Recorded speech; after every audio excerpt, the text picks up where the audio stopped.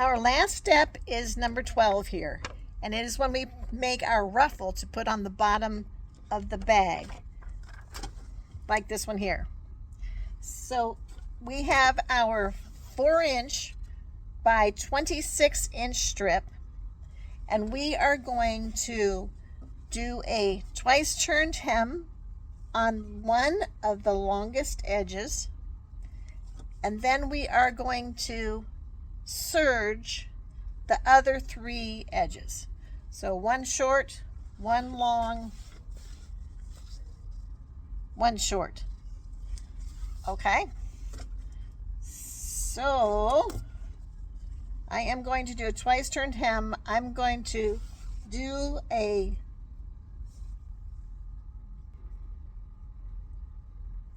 have measured a 1/2" line and run that along the long side of my strip on just one side. And then I will do that twice turned hem that we've done before. So I'm going to turn it to the line. I will turn it again. And since this is cotton, it's going to fold down nicely. I can do a little press there. I'm going to do a backtrack.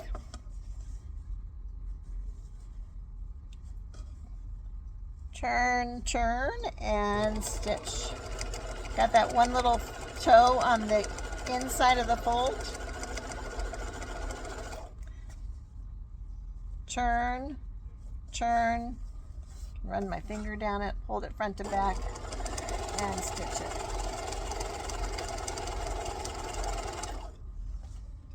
Turn, turn, finger press, hold it front to back, stitch it down. This is 26 inches of stitching here. There we go. Turn, turn.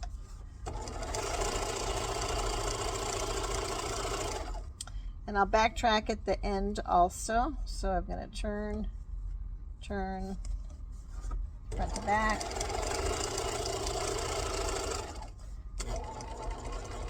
Backtrack. Okay. So that's that.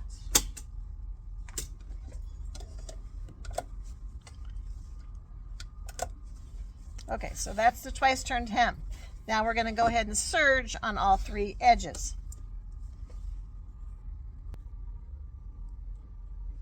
All right, so now I'm going to serge the 3 sides.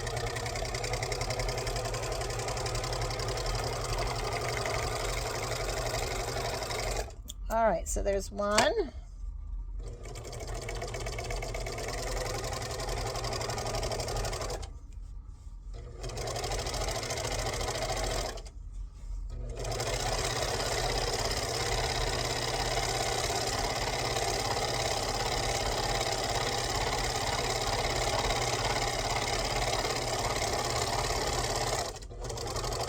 Okay, all the way down for the second.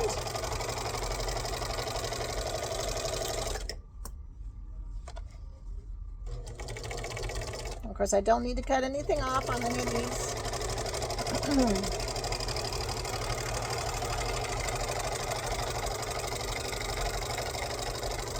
And I'll sew it right across the folded twice turned hem. Get rid of my tails.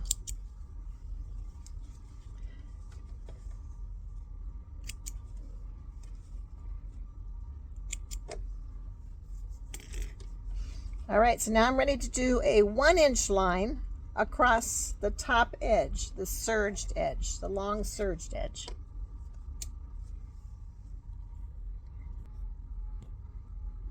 So now I have my 1" line, pencil line, stitching line drawn all the way along the other length of the fabric. Okay, so now I have my stitching line 1" away from that serged edge. And this is going to become my gathering stitch, my first of my gathering stitches.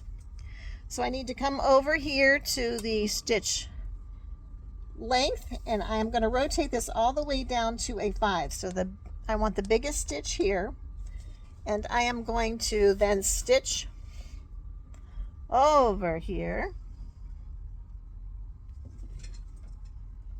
with that big stitch. No backtrack here, just stitching right along that 1 inch. And a machine might seem like it goes a little faster because it's a bigger stitch. You can certainly just slow it down and go nice and easy. All right, no backtrack. Get to the edge, press your foot up, needle up.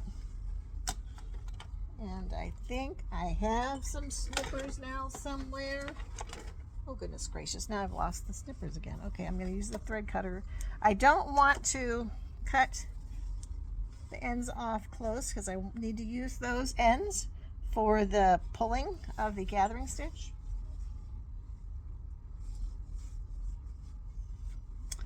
Okay, I'll leave my tails. And then I'm going to stitch up a presser foot away. So I'm going to run the side of the presser foot along that stitch line. No backtrack, just stitch down and machine stitch along that edge. So this is a presser foot away. Just running the edge of that presser foot along my original stitch line. No backtrack again, presser foot up. All right, I'm going to use the thread cutter again. Okay. So I've got my 2 lines of gathering stitches again. Now, if you remember, what we do is we pull using the top ones, and we gather it, we kind of shear it, pulling it up, so that what'll happen is that this ruffle will end up being the same distance as the bottom of the bag. So it'll run nicely on the bag. So I would recommend taking a little bit on my right side and then also pulling a little bit on my left side. So there we go. Got the top threads, and I'll slide those over. If it's not pulling, it may be that your stitches were too tight, or you slid and crisscrossed the threads a little bit, or something's knotted up. So, all right, so I am going to finish pulling this together.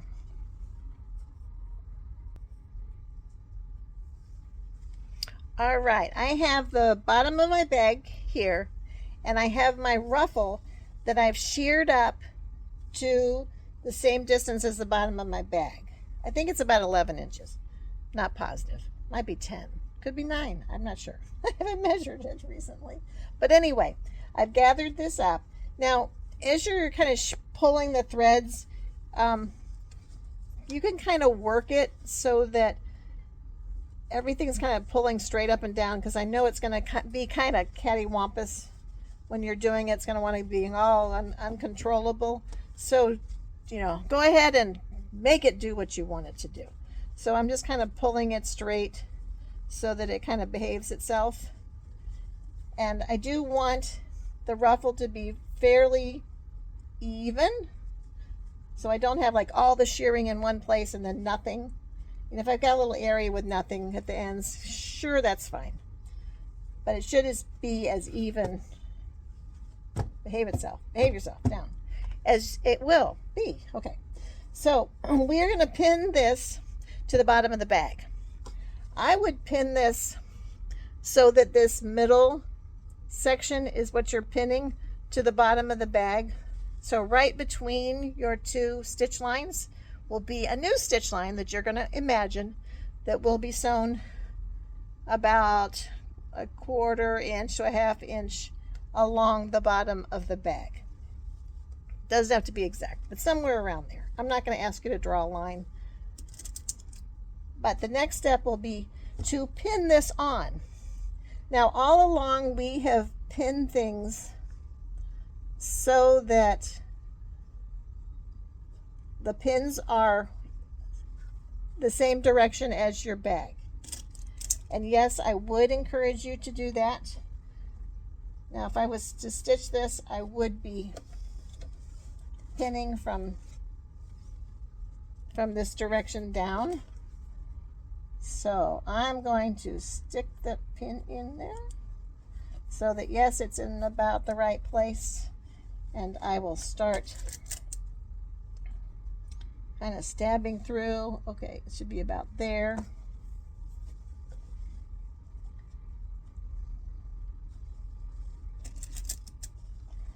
And stab through. There's the bottom. There's the bottom of the bag, so I'm going to stab that through.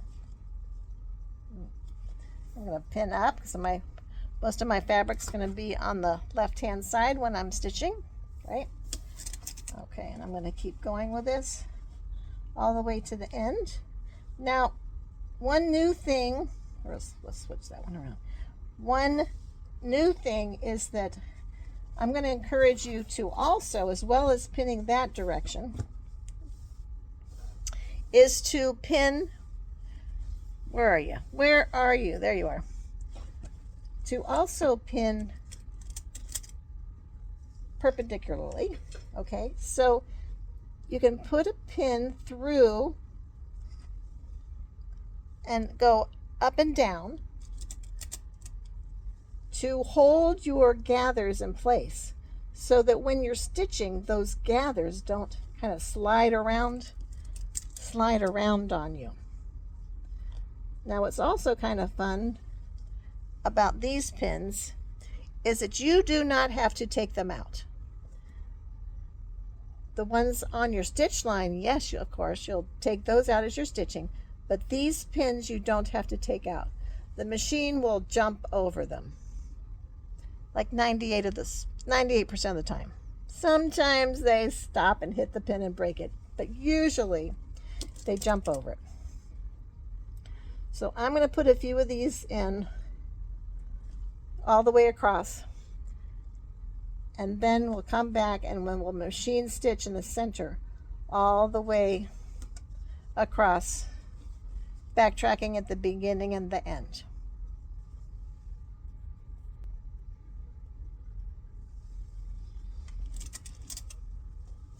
All right, I've almost got all the pins in there.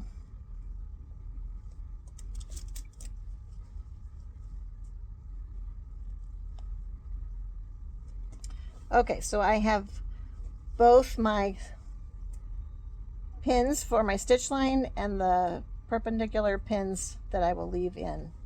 All right, and then I need to sew this a bit. Okay.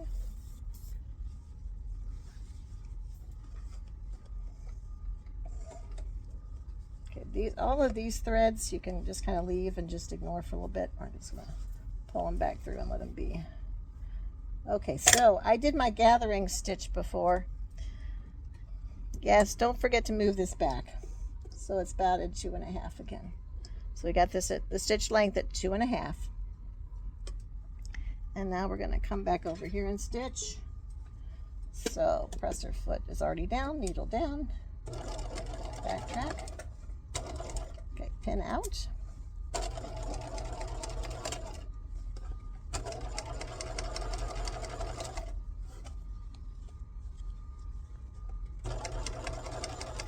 Yeah, I do kind of want to hold those ruffles down so they're out of the way.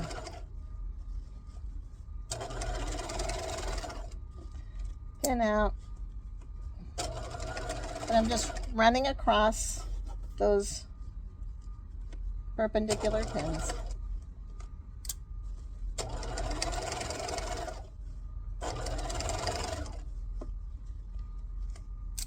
Also, if you notice, when I'm moving my fingers, I'm moving my fingers when the machine is stopped. Once I place my fingers, then I'm going to go.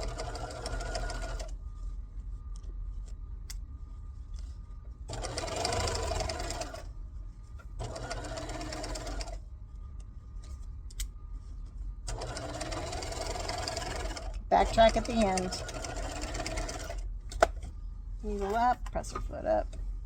All right, so now we can get rid of all the other threads because we have done our job in securing everything down.